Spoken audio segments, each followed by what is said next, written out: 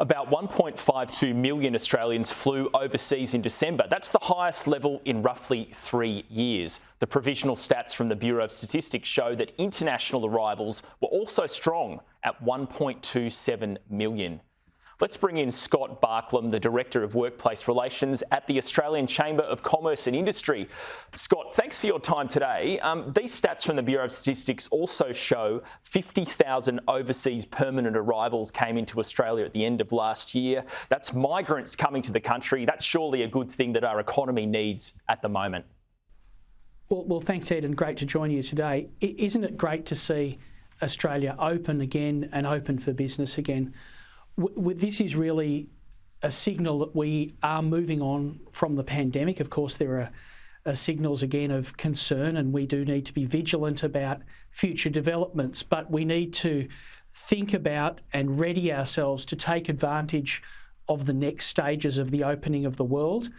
It was welcome that the Albanese government increased the migrant intake coming out of the Jobs and Skills Summit, but we really do need to ready ourselves to position ourselves to go forward positively with both temporary and permanent migration.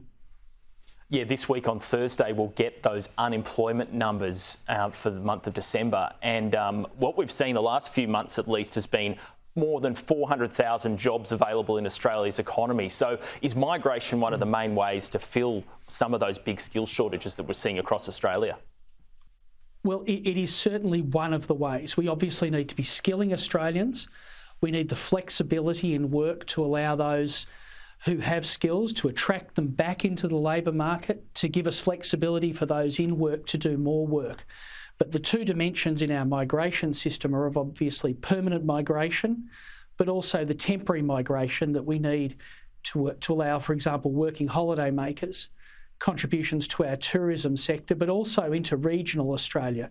So it's both skilled migration and less skilled migration, because we've got some very serious shortages, and if we don't meet them, they will hold us back. They'll hold back our recovery. And as the world jockeys for position coming out of the pandemic, we don't want to be left behind. Yeah, there's also some stories in the newspapers today sort of speculating that the migration number for this financial year could actually reach 300,000, a lot higher than anticipated in the recent budget. Do you think that's a likely figure?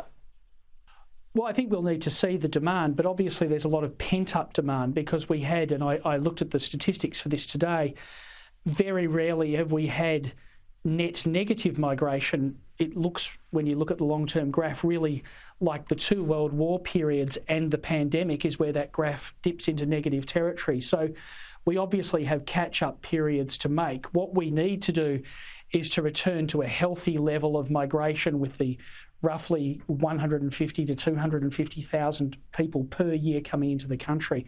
300,000 seems a lot. Let's wait and see. The answer is not perhaps to speculate on a particular figure. What we need to see are the right people coming to the right places for the right vacancies to keep businesses in business meet particular shortfalls. In regions, for example, we need to see the right people coming into tourism jobs, cooking, waiting, cleaning.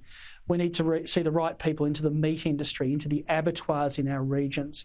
The right people, skilled people coming into critical jobs shortages in our cities and our urban areas to do the high-skilled transitional work to equip our economy to go forward as a world-leading economy for the future. So exciting times, but we have to get this right, and migration policy has to be addressed positively, constructively, and not pejoratively. So we need to relook at some things like training levies, which have been put on fairly short-sightedly in the past. We need to look again at skilled occupational lists and conduct some positive constructive reforms. So one of the things ACCI stands for is to do things simpler, make this a lot more constructive for both migrants and employers and communities, and treat this as a far more constructive, instrumental, supportive part of our labour market.